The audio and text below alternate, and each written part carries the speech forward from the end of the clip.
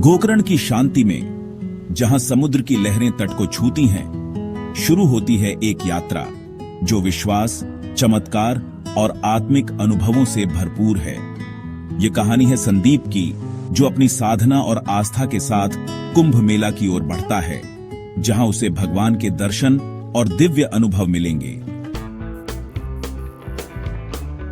संदीप अपने बैग को पैक करते हुए दिखते हैं, जूते चेक करते हैं और यात्रा के लिए तैयार होते हैं।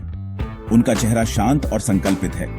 फिर वह स्थानीय बस में बैठकर स्टेशन के लिए रवाना होते हैं। संदीप का दिल धड़क रहा है। वह बहुत जल्द स्टेशन पर पहुंचता है, लेकिन उसकी चिंता और भी बढ़ जाती है जब वह देखता है कि ट्रेन का टाइम पास हो चुका है और वह अब स्टेशन से चलने वाली है। संदीप के सामने समय की कमी थी।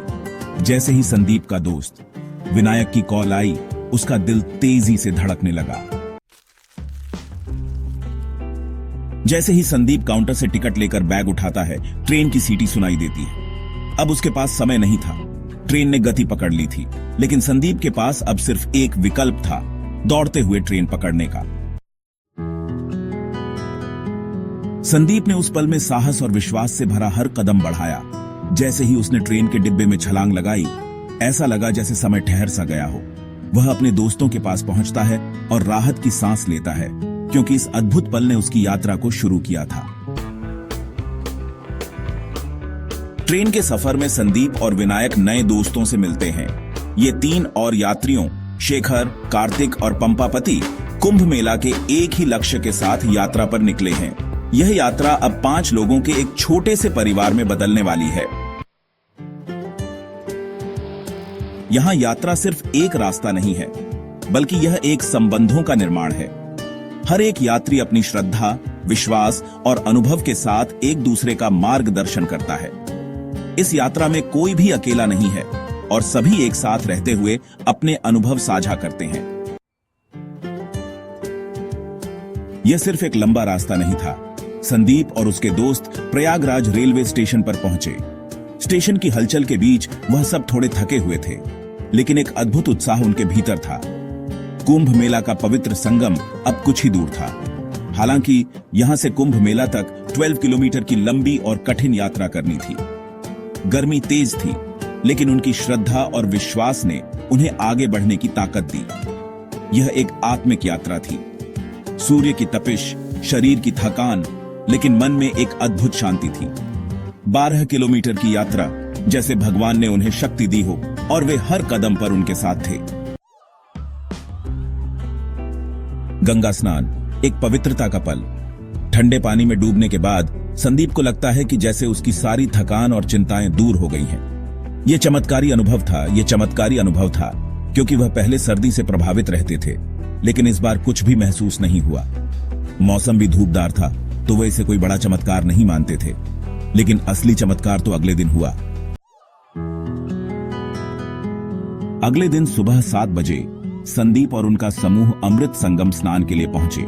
जब आसमान में घना कोहरा और ठंडी हवा थी, पानी बर्फ की तरह ठंडा था, लेकिन संदीप ने इसे किसी भी तरह से महसूस नहीं किया। जैसे ही उन्होंने पवित्र जल में डुबकी लगाई, उन्हें एक दिव्य शांति और पवित्रता का एहसास हुआ, जैसे भगवान की कृपा ने उनके शरीर और आत्मा को शुद्ध कर दिया हो।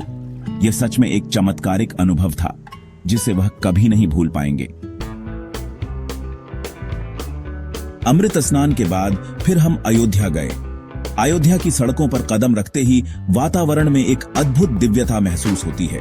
चारों ओर श्री राम, हनुमान और अन्य देवी देवताओं की तस्वीरें हैं। सड़कें स्वच्छ और शांत हैं। हर दीवार, हर शटर, हर दुकान पर श्री राम और हनुमान की तस्वीरें सजी हुई हैं। संदीप और उसके साथी इस दृश्य को निहारते हुए चलते हैं। यहाँ का वातावरण स्वर्गिक लगता है और हर दीवार पर श्री राम और हनुमान की तस्वीरें दिखाई देती हैं। संदीप और उसका समूह सबसे पहले हनुमान गढ़ी मंदिर की ओर बढ़ते हैं। मंदिर के पास पहुंचते ही वे इतिहास की एक दिलचस्प घटना के बारे में सुनते हैं। 1998 में एक बंदर ने हनुमान गढ़ी मंदिर में बम को काटकर सुरक्षा को सतर्क किया और कई जानें बचाई। ये घटना आज भी अयोध्या में श्रद्धालुओं को याद दिलाई जाती है। मंदिर में घंटियों की आवाज, श्रद्धालुओं के मंत्र जाप की आवाज और मंदिर के आसपास का हल्का शोर। राम मंदिर में प्रवेश करते ही संदीप और उसके साथी का दिल एक अनोखी शांति और दिव्यता से भर जाता है। रामलला की मूर्ति के सामने खड़े होते ही श्रद्धा और भक्ति के भाव गहरे होते जाते हैं। यहाँ का माहौल इतना पवित्र है कि कुछ भक्तों की आंखों में आंसू आ जाते हैं। वे भगवान श्री राम के दर्शन से अभिभूत होते हैं। यह दृश्य सचमुच भावुक कर देने वाला था, जैसे हर भक्त के दिल में भगवान का दिव्य आशीर्वाद बस चुका हो। राम मंदिर में खड़ा होना जैसे आत्मा को एक नई दिशा मिल रही हो। यहाँ के वातावरण में एक अद्भुत दिव्यता थी, जिसे शब्दों में व्यक्त नहीं किया जा सकता।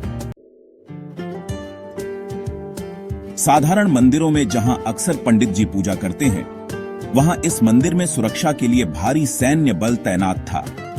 मंदिर के चारों ओर पूरी तरह से सुसज्जित सैनिक खड़े थे, जो धार्मिक श्रद्धा और सुरक्षा के बीच संतुलन बनाए हुए थे। संदीप और उसका समूह काशी के लिए रवाना होते हैं। काशी, जो भगवान शिव का ज्योतिर्लिंग है, यहाँ का माहौल एकदम अलग है।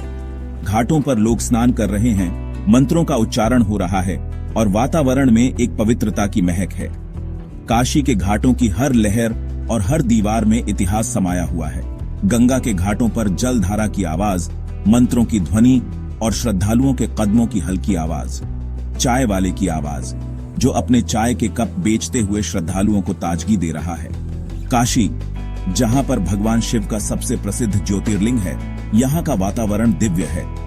गंगा की लहरों में भगवान शिव की उपस्थिति का एहसास होता है।